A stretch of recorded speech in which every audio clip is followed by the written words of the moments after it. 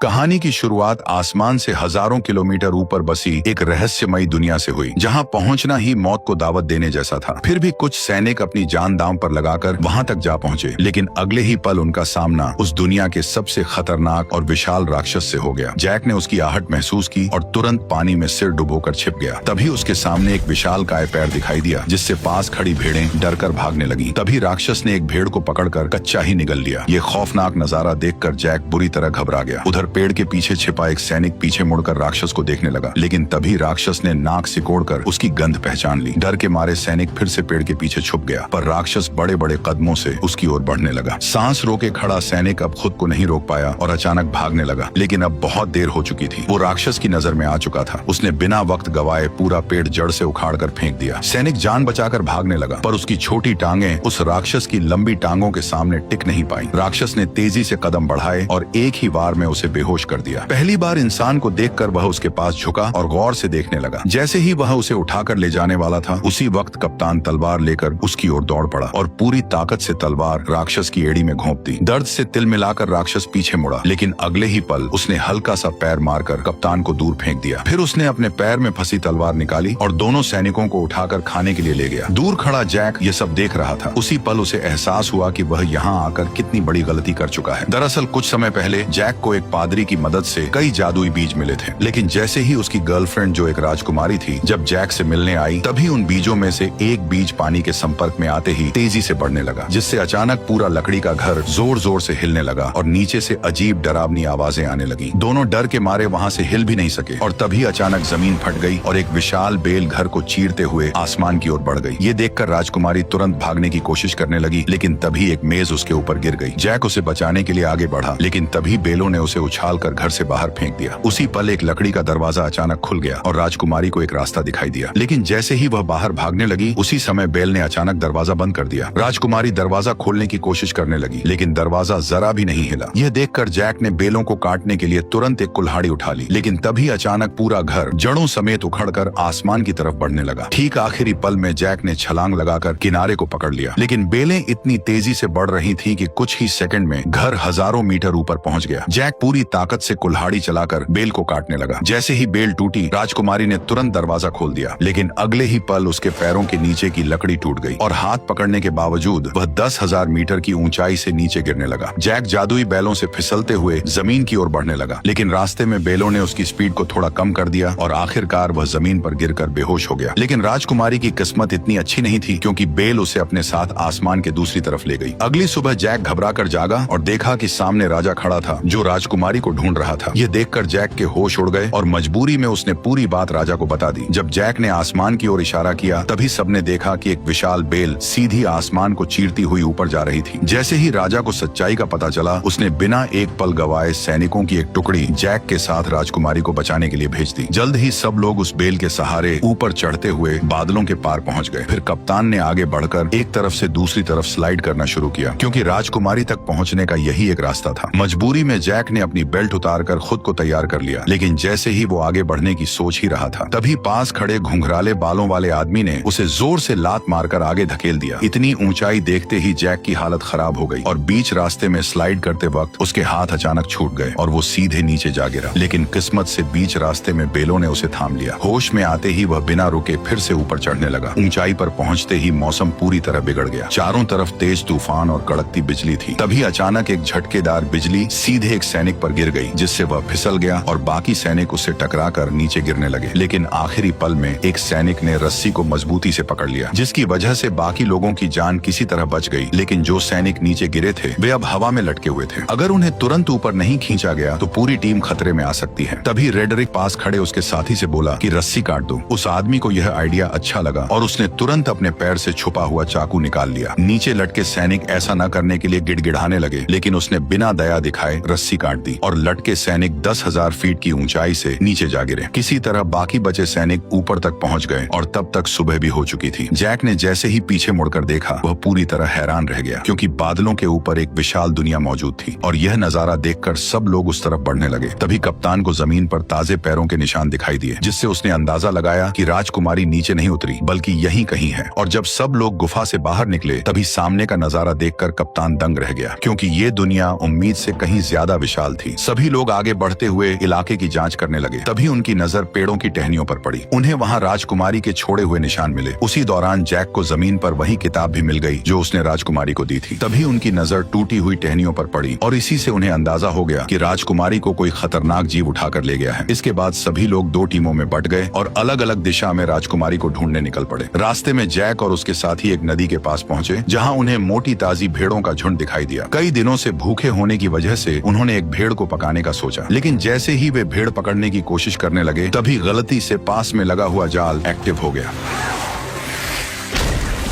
Jack ने तुरंत अपना चाकू निकाला और पूरी ताकत से जाल काटने लगा। उधर कप्तान भी रस्सी काटने की कोशिश कर रहा था, लेकिन तभी उसकी नजर एक अजीब चीज पर पड़ी। पास के सारे कौवे अचानक घबराकर उड़ गए और सारी भेड़ें भी एक साथ दूसरी दिशा में भागने लगी। कप्तान को कुछ शक हुआ, पर वो फिर भी रस्सी काटता रहा और जैसे तैसे वे दोनों जाल से निकल आए। लेकिन तभी जंगल से डरावनी आवाज गूंज उठी और उसी पल एक विशालकाय दानव उनके सामने आया और दोनों सैनिकों को पकड़कर अपने साथ ले गया। जैक चुपचाप दानव के पीछे पीछे चलने लगा ताकि सही मौका मिलते ही वो साथियों के साथ राजकुमारी को भी बचा सके। दूसरी तरफ रेडरिक दोनों सैनिकों के साथ एक चट्टान के किनारे पर पहुंच गया। गंजे आदमी को लगा कि इस तरह ढूंढते रहना बेकार है और वह कोई दूसरा रास्ता खोजने के लिए आगे बढ़ने लगा। लेकिन तभी रेडरिक ने अपनी चाल चल दी। अरे देखो, वो रही इज़ाबेल। जैसे ही गंजा आदमी वापस मुड़कर चट्टान के पास आया तभी रेडरिक ने मौके का फायदा उठाकर उसे सीधे गहरी खाई में धक्का दे दिया।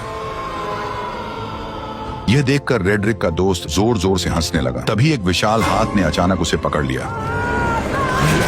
ठीक उसी पल पीछे से एक और पहाड़ जितना बड़ा दानव उसके सामने आ गया। रेडरिक डर के मारे वहीं जमीन पर गिर पड़ा और जल्दी जल्दी अपने बैग में कुछ ढूंढने लगा। लेकिन जैसे ही दानव उसे पकड़ने के लिए हाथ बढ़ाने लगा, ठीक उसी पल रेडरिक ने एक चमकता हुआ ताज बाहर निकाल लिया। ताज को देखते ही दानव वहीं रुक गए, मानो किसी अदृश्य ताकत ने उन्हें जकड़ लिया हो। दरअसल ये एक जादुई ताज था। जिसके हाथ में भी ये शक्तिशाली ताज होता, दानव उसकी हर बात मानने को मजबूर हो जाते। उधर जैक दानव का पीछा करते करते उनके ठिकाने तक पहुंच गया और वहां का नजारा देखकर वह हैरान रह गया, क्योंकि चारों तरफ खूबसूरत झरने और ऊंचे ऊंचे पहाड़ थे जो किसी स्वर्ग से कम नहीं लग रहे थे। वहीं पर दो सिर वाला दानव राजकुमारी को एक पिंजरे में कैद किए हुए था। फिर वह उसे बाकी दानवों के पास ले गया जहां सारे दानव इकट्ठा होकर उसकी तरफ देखने लगे। तभी वो दानव भी लौट आया जिसने कप्तान और उस मोटे सैनिक को पकड़ा था। उसने उन दोनों को लाकर पिंजरे के पास फेंक दिया। यह देखकर दो सिर वाले दानव को शक हुआ कि शायद और भी इंसान यहाँ मौजूद हैं। इसलिए उसने जमीन पर पड़े एक मोटे सैनिक को पकड़ लिया और उसकी गर्दन मरोड़कर उसे जिंदा ही निगल लिया। इसके बाद दानव ने उसके कवच को बाहर थूक दिया, पर जैसे ही वो दानव कप्तान को धमकी देने लगा कि वह राजकुमारी को भी खा जाएगा, तभी पास से एक आवाज आई जिसने सबका ध्यान अपनी तरफ खींच लिया। दरअसल वो आवाज किसी और की नहीं बल्कि उसी गद्दार रेडरिक की थी। उसके सिर पर पहने ताज को देखते ही बाकी सभी दानव तुरंत घुटनों के बल झुक गए और उसी पल उसका असली प्लान सबके सामने आ गया। वह सीधे दो सिर वाले दानव के सामने गया और उसे घुटनों पर आने का हुक्म दिया। उसके सिर पर ताज देखकर दो सिर वाला दानव मजबूरी में झुक गया और फिर रेडरिक उसके चेहरे पर पैर रखकर धीरे धीरे चलते हुए सिंहासन की ओर बढ़ गया और उसी पल से रेडरिक दानवों की दुनिया का नया राजा बन गया। उसने इंसानों पर हमला कर पूरी दुनिया जीतने का ऐलान कर दिया। उसकी बातें सुनकर दानव सेना बहुत ज्यादा खुश हो गई, पर दो सिर वाले दानव के दिमाग में कुछ और ही चल रहा था। उधर दानव ने कप्तान को पकाने के लिए उठाकर सीधे चिपचिपे आटे पर फेंक दिया। वह जितना छटपटाया उतना ही उसमें फंसता चला गया। तभी दानव आगे बढ़ा और उसने कप्तान के ऊपर मुट्ठी भर आटा पटक दिया। इसके बाद दानव ने बड़ी ही घिनौनी हरकत की।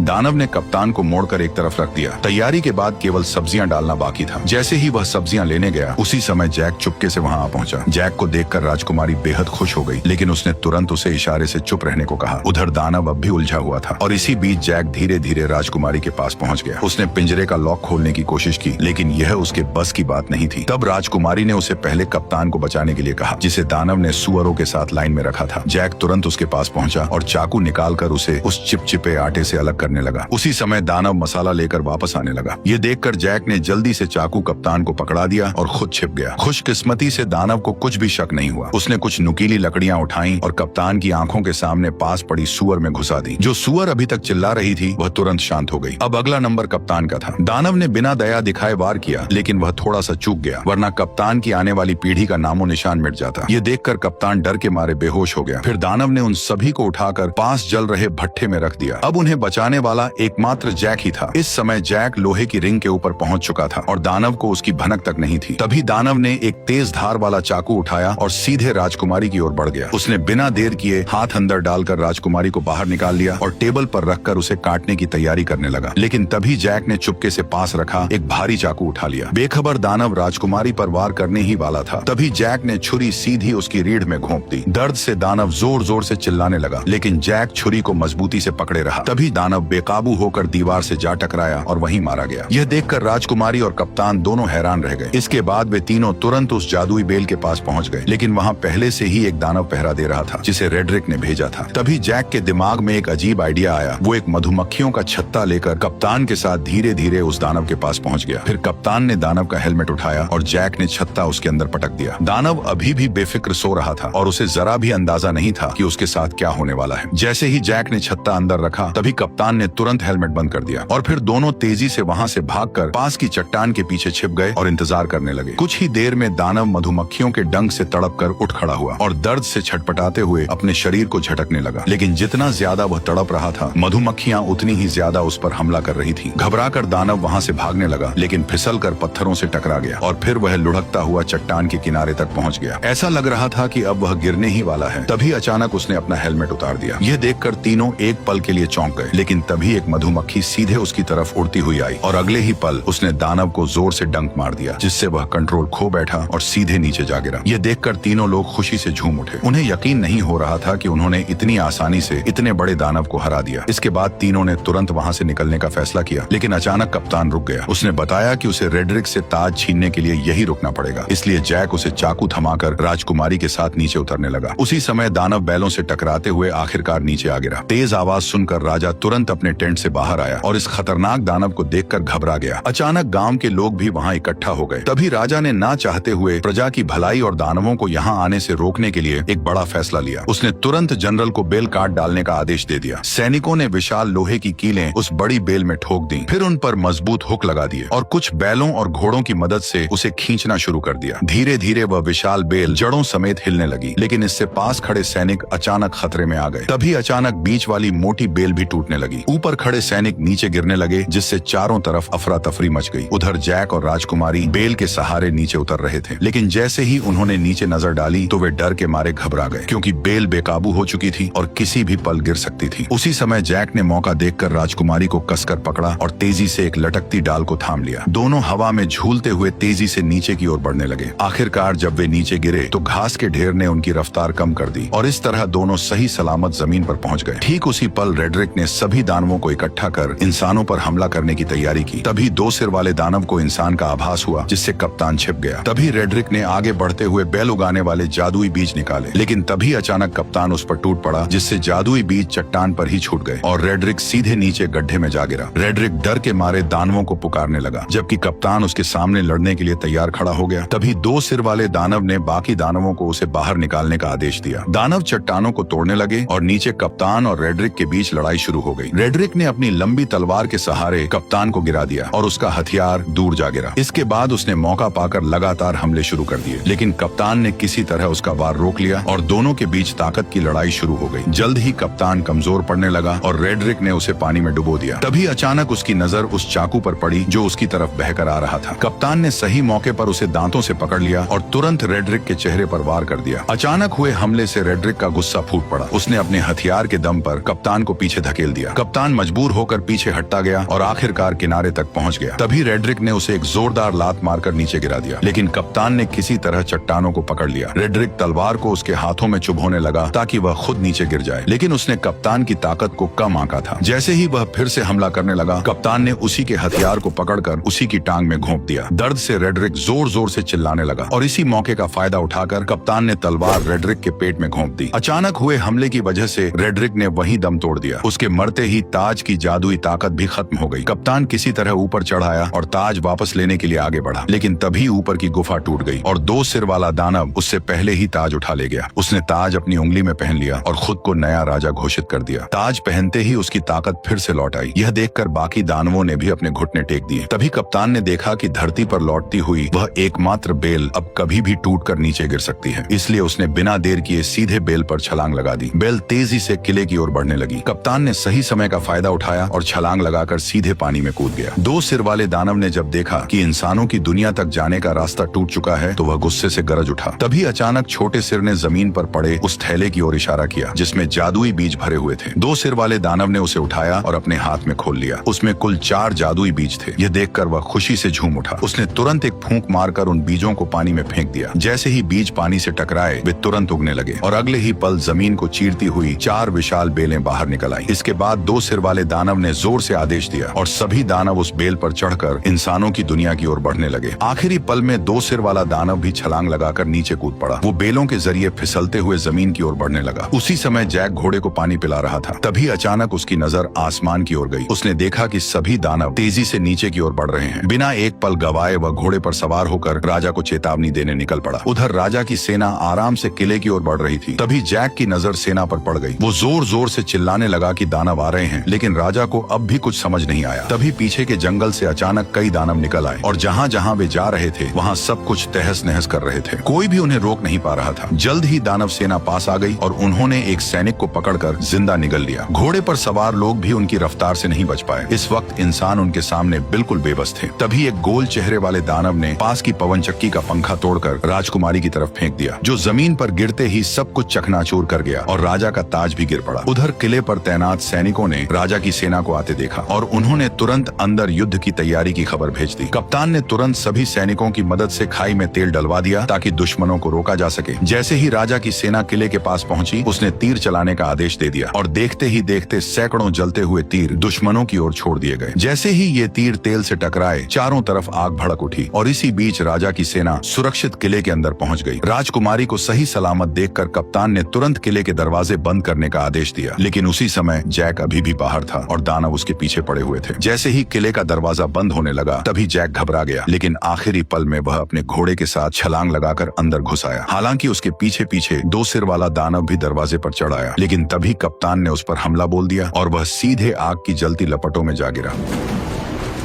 जल्द ही आग ने उसे पूरी तरह घेर लिया, लेकिन हैरानी की बात यह थी कि उसके अपने लोग भी उसे बचाने नहीं आए, बल्कि बस खड़े खड़े उसे जलते हुए देखते रहे। उधर लोग अभी आपस में बात ही कर रहे थे कि अचानक आसमान से एक बड़ा लोहे का घंटा तेजी से किले की ओर आया। उसने दीवार को ध्वस्त कर दिया और सीधे नीचे जा गिरा। इससे पहले कि कोई कुछ समझ पाता, अचानक युद्ध का बिगुल बज उठा। तभी 2 बड़े लोहे के हुक किले के दरवाजे की तरफ फेंके गए, जिन्हें दानव मजबूती से खींचने लगे। तभी इंसानों और दानवों के बीच खींचतान शुरू हो गई। असल में यह सब गोल चेहरे वाले दानव का प्लान था, जिसने और ज्यादा दानवों को बुलाकर किले के दरवाजे को तोड़ने का आदेश दिया। अंदर का माहौल पूरी तरह अफरा तफरी में बदल गया। राजकुमारी जैक को लेकर किले के अंदर की तरफ भागी। उधर बूढ़े राजा ने सभी सैनिकों को आदेश दिया कि वे दानवों को रोकने के लिए क्रॉसबो का इस्तेमाल करें। जल्द ही और भी दानव आ गए और उन्होंने पूरी ताकत से खींचना शुरू कर दिया। तभी कप्तान के आदेश पर सैनिकों ने कई सारे क्रॉसबो छोड़ दिए, जो सीधे लकड़ी के दरवाजे पर जा लगे। सटीक निशाना लगते ही सैनिक तुरंत क्रॉसबो गाड़ियों को पीछे खींचने लगे। किले की सेना टुकड़ियों में बट गई और राजा भी मदद के लिए आ गया। वो कप्तान से दानवों की कमजोरी पूछ ही रहा था कि तभी आसमान से एक जलता हुआ पेड़ गिरा, जिसने सैनिकों को अलग अलग बिखेर दिया।